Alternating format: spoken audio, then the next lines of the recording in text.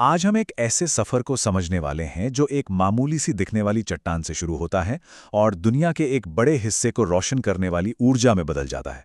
ये सफर है परमाणु ईंधन बनने का, जो कि एक बहुत ही जटिल और सच कहें तो खतरनाक प्रक्रिया है। चलिए शुरुआती एक हैरान कर देने वाले सवाल से करते हैं। क्या कोई सोच सकता है कि एक मूंगफली जितनी छोटी सी चीज में इतनी ताकत हो सकती है कि वो हजारों घरों को पूरे 1 साल तक बिजली दे दे? सुनने में नामुमकिन लगता है ना? पर आज हम यूरेनियम पैलेट के अंदर छिपी इसी जबरदस्त ऊर्जा के रहस्य को खोलेंगे। अगर इसे और आसान भाषा में समझना हो तो अंदाजा लगाइए कि वो एक छोटा सा पैलेट लगभग 1800 पाउंड कोयले के बराबर ऊर्जा देता है।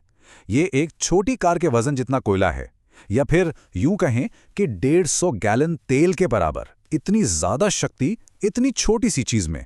तो चलिए अब जरा गहराई में उतरते हैं और देखते हैं परमाणु ईंधन की इस छिपी हुई दुनिया को। ये सफर एक मामूली चट्टान से शुरू होता है और अपार ऊर्जा के स्रोत तक पहुंचता है। अच्छा, इस पूरे सफर को ठीक से समझने के लिए हमें थोड़ा सा समय में पीछे जाना होगा, उन जरूरी खोजों को देखना होगा जिन्होंने परमाणु की इस छिपी हुई ताकत को दुनिया के सामने लाया।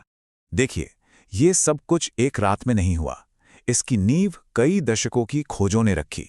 सबसे पहले 1789 में मार्टिन क्लैपरोच ने पहचाना कि हाँ, यूरेनियम नाम का एक तत्व मौजूद है। फिर करीब 100 साल बाद हेनरी बेकरेल को पता चला कि इससे तो रेडिएशन निकलता है। 1932 में जेम्स चैडविक ने न्यूट्रॉन की खोज की और बस यहीं से खेल बदल गया। आखिरकार 1938 में ऑटो हान और फ्रिट्ज स्ट्रैसमैन ने पहली बार परमाणु को तोड़ने में कामयाबी हासिल कर ली। अब यहाँ एक बहुत ही दिलचस्प बात है। कुदरत में जो यूरेनियम मिलता है ना, वो दो मुख्य प्रकार का होता है। मान लीजिए कि ये दो जुड़वा भाई हैं। एक है यूरेनियम 238 जो कि 99.3% है, मतलब बहुत ज्यादा, और दूसरा है यूरेनियम 235 जो सिर्फ 0.7% है। और कमाल की बात यह है कि ऊर्जा पैदा करने के लिए सिर्फ इसी छोटे वाले भाई U235 को ही तोड़ा जा सकता है। तो अब सबसे बड़ा चैलेंज यही है कि उस दुर्लभ U235 की मात्रा को कैसे बढ़ाया जाए। इसी पूरी प्रक्रिया को एनरिचमेंट या संवर्धन कहते हैं। एक तरह से जो काम का यूरेनियम है उसे छांटकर और ज्यादा ताकतवर बनाया जाता है। तो ये सब शुरू कहाँ से होता है? ये शुरू होता है जमीन के सैकड़ों फुट नीचे, पृथ्वी की पपड़ी की गहराई से, जहां यूरेनियम अयस्क यानी कच्ची धातु को बाहर निकाला जाता है।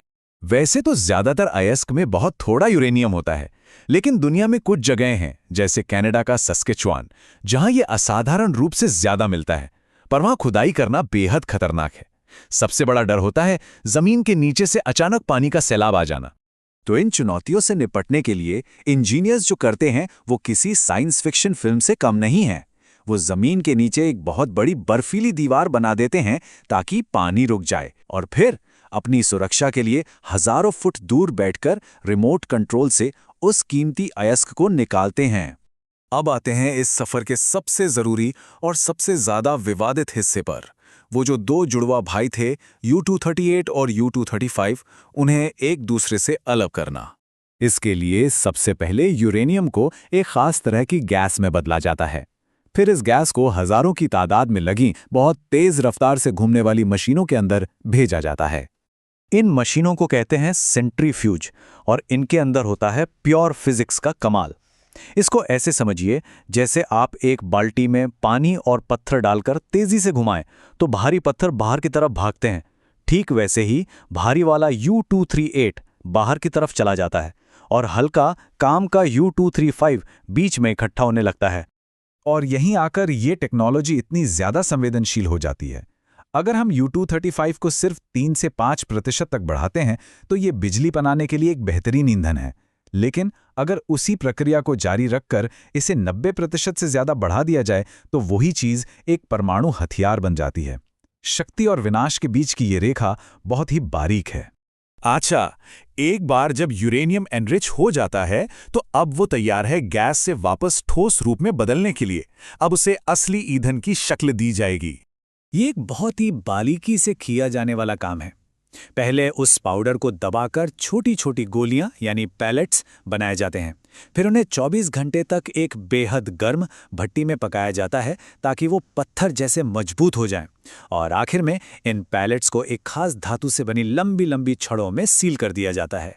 और अब आखिरकार ये तैयार ईंधन असेंबली रिएक्टर के बिल्कुल बीच में यानी उसके कोर में रखी जाती है।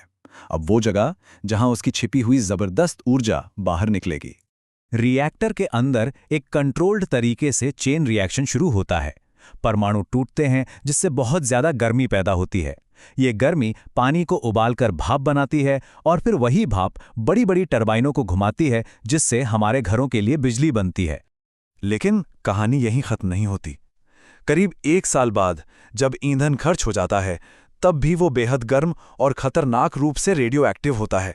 उसे फौरन पानी के बहुत गहरे पूलों में डाल दिया जाता है, जहां उसे ठंडा होने के लिए कम से कम 10 साल या उससे भी ज्यादा वक्त तक रहना पड़ता है।